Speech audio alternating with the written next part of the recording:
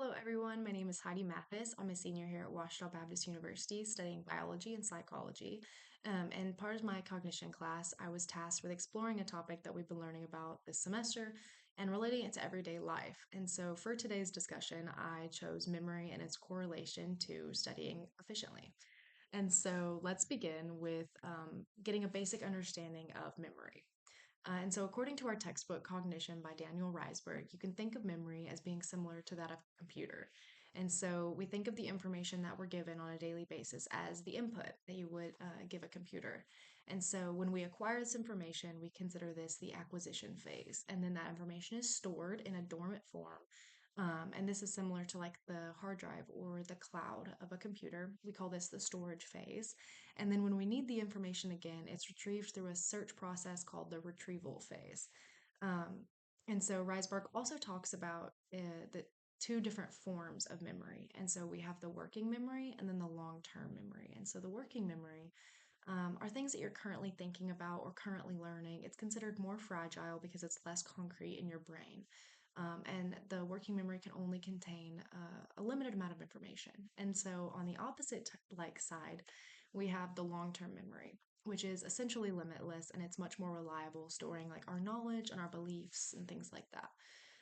And so Reisberg also teaches us that there are two different types of learning. There's intentional learning, which is deliberate learning, and then incidental learning, which is learning without intention. And so this is particularly relevant to our discussion today because for the most part, students rely on intentional learning in school because they understand that they're going to be tested in some way on the material that's being presented. Um, and you can see this is pretty evident when you're in a lecture or something and the professor says that the following material isn't going to be on the exam, but I want you to know it. And students start to pack up their bags or tune out. And so we also have two different ways of how we interact with this information that we're given or this input. We have shallow processing, which is how when we only engage with this information superficially. And then we have deep processing, is when we give meaning to the information, and we spend just a little bit more time digesting it. And so now that you've had like this crash course in memory, you may be asking like, why does this matter? And as a college student, I'm learning the importance of studying and like important studying strategies because as education increases, so should the studying techniques. And so let's talk about how to study more efficiently.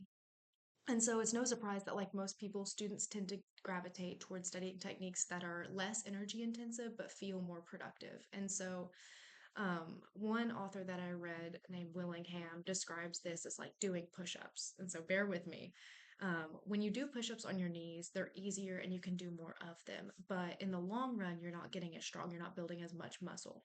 And so we can think of this as like our short term or our uh, shallow processing.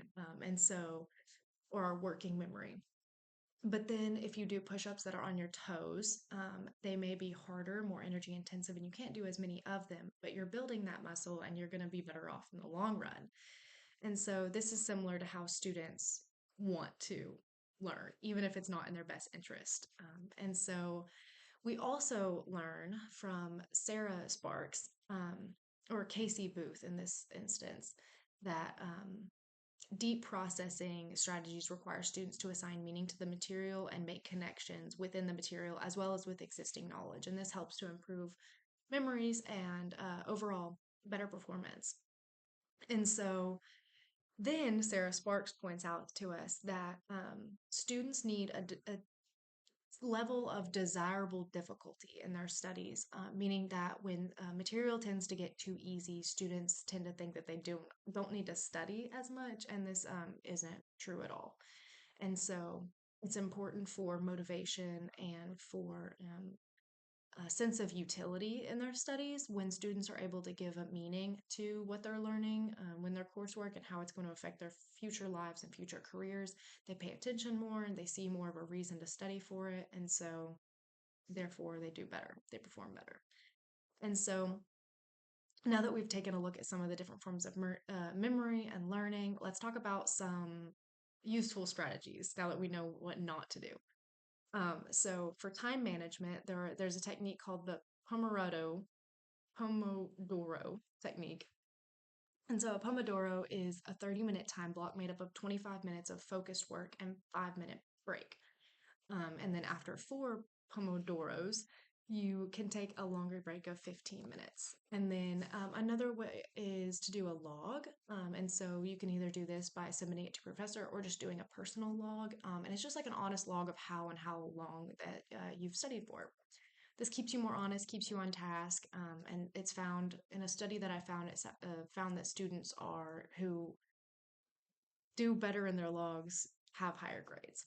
And so then for study strategies, we have retrieval practice, which is basically pulling information that you've newly learned from your long-term memory and pulling it back to the working memory. And so this you do this by after learning a new material, you put all your coursework away, all your notes away, and then you try to write out or sketch as much as you can about a given topic, and then you check for the accuracy of that later on and you correct any mistakes. And so then there's also spacing, which is when you use retrieval practices in small increments over a set period of time, and you study a little bit every day rather than cramming everything all at once. And then there's interleaving, which is studying one topic for a while, and then you might start on topic two. And then after a while, you return to topic one, and then you move on to the third topic, and so on. And so, if I were to validate the findings that I've presented, I could conduct a study at my university. In this experiment, college undergraduates would be asked to read a short passage and use different studying strategies. And so, later we would see if these students could recall the most accurate information about the passage. And so I would have volunteers from all majors. That way I'd have like a diverse subject pool. And then of course like group size would depend on like the available time and resources. And so group one would read and study the passage for about 5 minutes every 4 hours, um, every hour for 4 hours. And then group two would read and study the passage for 1 hour and then attempt to recall the information about it after every 3 hours. Um, and so then every hour for 3 hours. And then group three would read the passage for 3 hours and then write down as many details as possible in 10 minutes during that fourth hour. And so to measure recall, I would use like some sort of online form where they could write and submit their answers. A possible multiple choice questions would be if I wanted to do that instead. Um, and then my hypothesis would be that group two would work the best because they're using retrieval techniques. And then group three would do the second best, and group one would likely perform the worst. And so the rationale behind this experiment is to maybe get the students at my university to realize that the effectiveness of their study methods might not be great, and so they would later on adopt better methods. So thank you guys for joining me today, and I hope you learned something.